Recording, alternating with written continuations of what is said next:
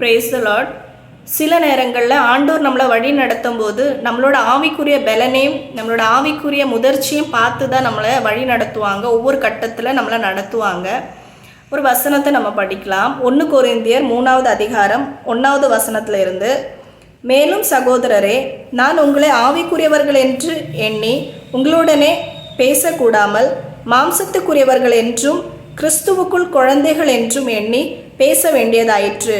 நீங்கள் பலனில்லாதவர்களானதால் உங்களுக்கு போஜனம் கொடாமல் பாலை குடிக்க கொடுத்தேன்.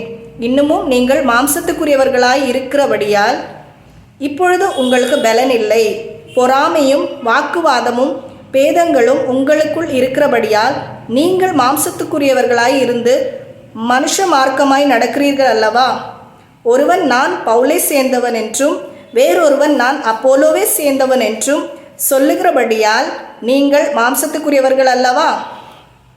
பவுல் யார்?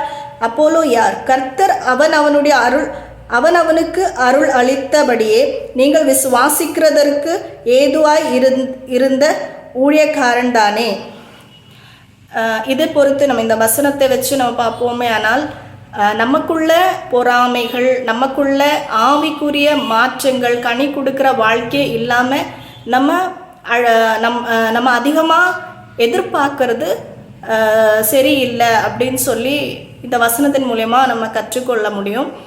நமக்குள்ள நம்ம இதுவரைக்கும் கற்றுக்கொண்ட மாற்றங்கள் நமக்குள்ளே இருந்து பிரதிபலிச்சாதான் அது ஆண்டவர் பார்த்தாதான், அந்த கனியை வெளி பார்த்தாதான் ஆண்டவர் அடுத்த கட்டத்தில் நமக்கு போஜனம் கொடுக்க முடியும். நம்ம ஆவிக்குரிய வாழ்க்கையில் குழந்தைகளாய் இருந்து நம்ம அதிகமாய் எதிர்பார்க்கறது சரி இல்லை அப்படின்னு சொல்லப்பட்டிருக்கிறது.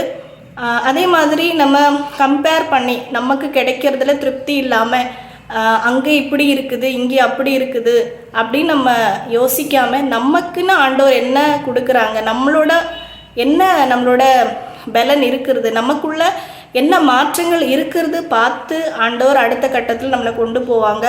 நமக்கு ஆண்டவர் கொடுக்குற காரியங்களை நம்ம திருப்தியாக இருக்கணும். நம்ம முறுமுறுக்கும் போதும் நம்ம இந்த மாதிரி வாக்குவாதங்களும் நம்ம கம்பேர் பண்ணி பார்க்கும்போதும் ஆண்டவர் நம்ம வேதனைப்படுவாங்க. இஸ்ரவேல் ஜனங்களுக்கு யாத்ராமத்தில் நம்ம பார்க்கும்போது மோசே இஸ்ரவேல் ஜனங்களை வழிநடத்தி கொண்டு வரும்போது இஸ்ரவேல் ஜனங்கள் முறுமுறுத்தாங்க. அவங்களுக்குள்ள அதிகமாக முறுமுறுப்புகள் இருந்தது. அவங்களுக்கு ஆண்டவர் கொடுக்குற மன்னாவனால திருப்தி இல்லாமல் இருந்தது. ஒவ்வொரு காரியத்தில் அவங்க முறுமுறுத்ததுனால கடைசியில் அவங்கள நிறைய பேர் பார்த்திங்கன்னா கானானுக்கு போக முடியல. காலேபும் யோசுவா தான் அவங்க தான் பாசிட்டிவாகவே எடுத்தாங்க நிறைய விஷயங்கள். ஸோ நெகட்டிவ்லேயே நம்ம பாசிட்டிவாக பார்க்குறது, ஆண்டவர் நமக்கு கற்றுக் கொடுக்குற விதத்தில் நம்ம சாட்டிஸ்ஃபைடாக இருக்கிறது, அதுதான் ஆண்டரோட எதிர்பார்ப்பு நம்ம மேலே. நம்ம பெற்றுக்கொண்ட ஆவிக்குரிய பலன் நம்மளோட செய்கையில் வெளிப்படணும். நமக்குள்ள முறுமுறுப்புகள் இப்படிப்பட்ட காரியங்கள் இருக்கும்போது ஆண்டவர்னால நம்மளை வழி நடத்த முடியாது. இந்த வசனங்கள் நம்மளை இதுதான் காட்டி கொடுக்குது. இந்த ஊழியக்காரன் அந்த ஊழியக்காரன் அப்படின்னு சொல்லி நம்ம கம்பேர் பண்ண முடியாது. ஒவ்வொருத்தர் மூலமா ஆண்டவர் தான் வெளிப்படுறாங்க.